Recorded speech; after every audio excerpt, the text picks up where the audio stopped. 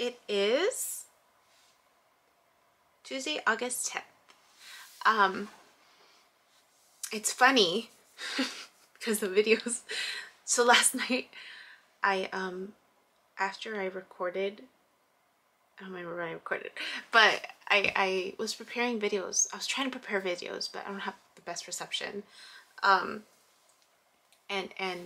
so I was trying to find a spot where I could access it and to upload the videos for the week, because I'm starting work this week. So I wanted that out of the way so I can just enjoy the rest of the transition, right, into my space. And as I got lost, so I noticed the continued pattern of how things are unfolding, right? Like, or I think I might have mentioned it, right, that I got lost, and then I got lost at not Central Park, Golden Gate Park. So okay, so I did talk about that. As I was coming home, it took me down a different road, and it took me down a more affluent community. And I noticed, like, that was one of the things when I first came out to visit my cousin. She was taking me down different roads to get a feel, and I asked her to get a feel for the different communities. This was before this place opened up. So it's just like, I want to become familiar with the different communities. What does it look like? And just in case, I find a place out in a certain area, I'll know more or less visually what it looks like, because I'm more visual. So the way home from Golden Gate Park took me down a different way, and it was very clear it was just a more affluent community versus where I was, and then versus where I'm more familiar with in the Mission District further in terms of I'm more familiar walking in downtown, like Valencia and like 18th Street, Mission. I'm familiar walking down those streets, right? And I'm becoming more familiar in this area. And so so that was in the back of my head. Then the conversation that I had with my cousin yesterday about the communities, and I mentioned that my cousin's like an activist. She's an activist. She comes from a line of women who are activists, and this is on my dad's side, and we attended this new moon ceremony, and we were kind of debriefing on it because I wanted to know her take on it. I was just like, what was your takeaway from that experience? And then I shared mine, and I was glad that she shared with me the background of the women that and the elders really that were partaking in that ceremony and were hosting that ceremony, because it made sense. Then my conclusion, what I took from it, and trying to be mindful and respectful, right? And I'm just a visitor. This is my first experience.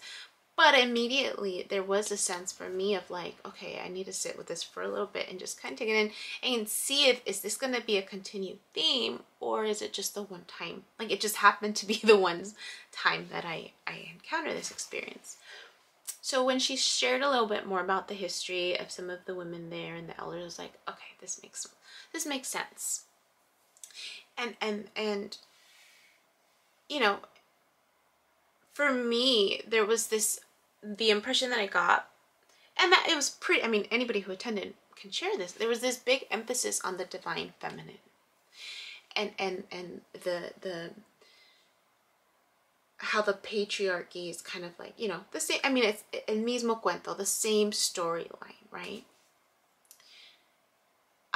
She asked me what my take on it was, and I shared with her. I felt it was polarized. To a certain degree, it was polarized.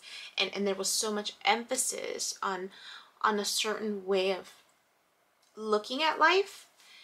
And for me, it just felt very one-sided. And I told her, I believe that we hold both the feminine and the masculine. Coming from, right, an individual that was very masculine driven in terms of my emotions and in terms of guarding my heart and being more rational and misfix it and just operating in a certain way where I was careful about who I let in, or who I let see the real me. And so I told her, I'm like, I feel a little bit offended in that respect, because it feels like I can't acknowledge that part of myself and or my masculine counterparts. You know, because I see the pain and the hurt that has been ingrained in our masculine counterparts selves, right? Whether it's within myself or outside of me, you know, with men, those who identify as male, over the years, right? Trauma, war, like it's just ingrained to operate and function in a certain way, right? I mean, the United States was built on this concept of domination, right? Of conquering. And so how do you expect, you know, how can you not take that into consideration when we're talking about healing and trying to rebalance things, right?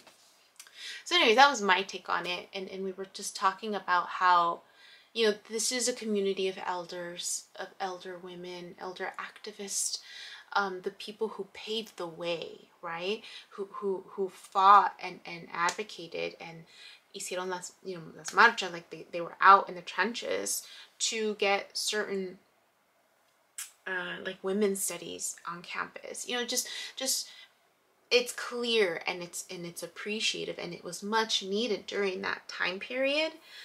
And I really felt like, and I think we both were in agreement of this need to transition from that and look at things in a different way, right?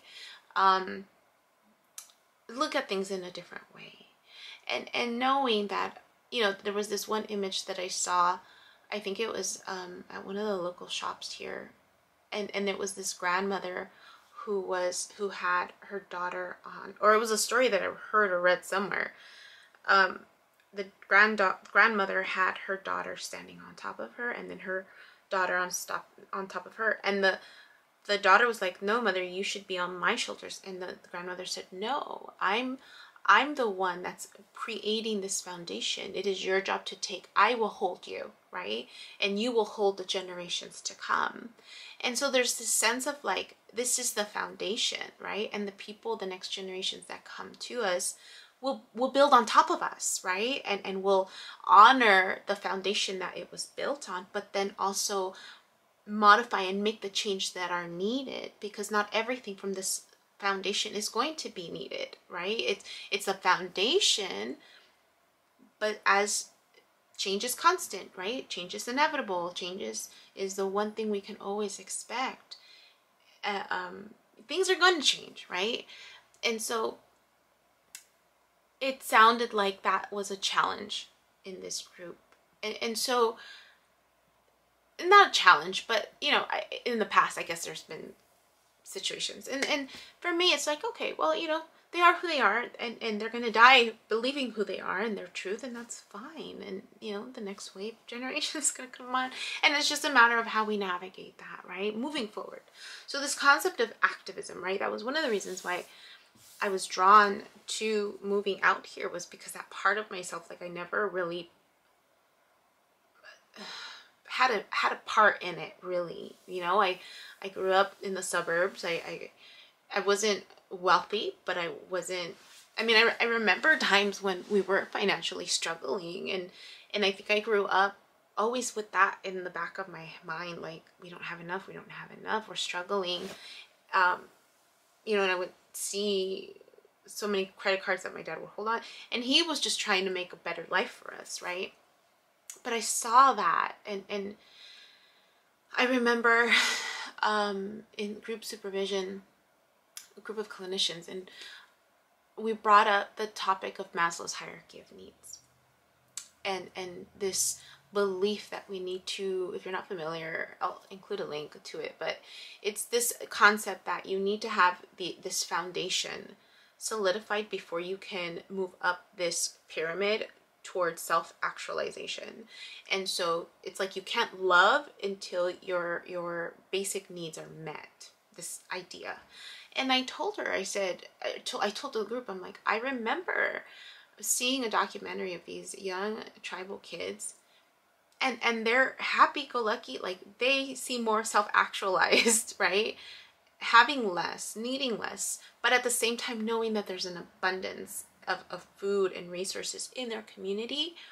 Why is it that they are able to get to that point of love and happiness, and then us who are in this world, material world, seem to struggle with it? Like, it doesn't make sense. So this hierarchy of needs is only applicable in this community, in this culture that we have created, right? We have created this lack of abundance, this poverty mindset, this idea that we don't have enough. And because we see the differences, right, in our community members, in the people of color, in our immigrants, and, you know, we see visually, right, the tangible stuff that's different, but yet everything is about perception. And there were people in our group that said, I grew up poor, but I never knew I was poor. Like, I look back now and say, wow, we didn't have a lot, but in my mind as a kid, I was like, oh, we have everything that we need. And so it's about the mindset, right? It's about changing our mindset about abundance, that it is everywhere. And then I thought about all these homes I was passing by. I'm like, oh, they're really nice. And I get to my little place, I'm like, I'm loving like, I love my place. I don't know, I don't think I would want to change it. I feel like I have an abundance. I always have an abundance now, right? Like, I was struggling before, but I realized, I'm like, no, there's an abundance everywhere. And when I see that, I will attract more of that. And as I was unpacking, I realized, I'm like, I have an abundance of dresses. Like, I've never had an abundance of dresses. Like, I only had, like, you know, your little black dress, or maybe 2 or 3 little black dresses, and that was it. And now it's like, wow, they're all colorful. Wow, they're all like really feminine. I'm like, oh, maybe I should wear them more often. But just realizing that I have an abundance. I have an abundance of stuff. And then I heard this morning, this Abraham Hicks person or entity is like freaking amazing. I'm going to include the well-being link that I listened to this morning about poverty and abundance. And this concept of, this person asked this question, is like, how do we address poverty, right? And this Abraham Hicks person entity, just, it was great how it was addressed. And I'm like, that totally makes sense. And it reminded me of, it triggered all of this stuff for me, what happened yesterday, what's been happening lately, and just feeling abundant, even though I haven't started a job, even though, like, I'm still in this transition period. I have an abundance of stuff. Like, I'm very fortunate, and it's my perception of it. And then remembering, like, when I was younger, I don't know, like, younger, like kid younger, right? When you don't realize how the world works, you just know that there's abundance. There's always an abundance of food, right? Parents always found a way to have things for us. And then just remembering that tribal, documentary that I saw about these kids, and thinking, like, how are they so happy, right? And yet we live in a world where we have all of this tangible 3D stuff, and yet our perception of our situation, regardless of where we are on this pendulum of finances, there's always this lack mentality. And I think a lot of it is because we're, like, Abraham Hicks said, we're constantly comparing ourselves to someone else, versus just realizing and being in alignment with ourselves and what we do have, and say we do have an abundance. And whatever energy you put onto something, that's what you're going to get more out of. That's why I don't watch the news. I don't watch the news because it's like, I don't want to waste my energy on stuff like that. It's like, I'd rather focus my energy on myself, aligning myself, feeling good about myself, and that will radiate. That will radiate. So I have no more minutes. It's flashing, so keep it short. Yeah, that was just a realization. So, alright, till next time. Bye. My name is Yubi, and in case you haven't figured it out, this footage is capturing my experience as I learn to navigate my personal spiritual awakening. I am learning that this experience is unique to each one of us. In whatever way we believe we are embracing living our truth, this just happens to be my journey. And despite me having a graduate degree and a license in clinical social work, this by no means is intended to replace any type of mental health advice. This is just me on a personal level, documenting my experience, shedding light on the truth that I am learning and discovering for myself, and really inviting you along for the ride. If by some magical chance you find this content to be helpful in any way, shape, or form, please click the like button, share the message, subscribe to my YouTube channel. I have an Instagram account, a personal one, and one specifically for this channel that you're more than welcome to check out. I'm an open book. I have also created t-shirt designs. I'm wearing my favorite one right now, which is the North Node design, but I have that and other things that you can look at inspired by this process and journey, and I have the link in the description box as well as in the about section of my YouTube channel.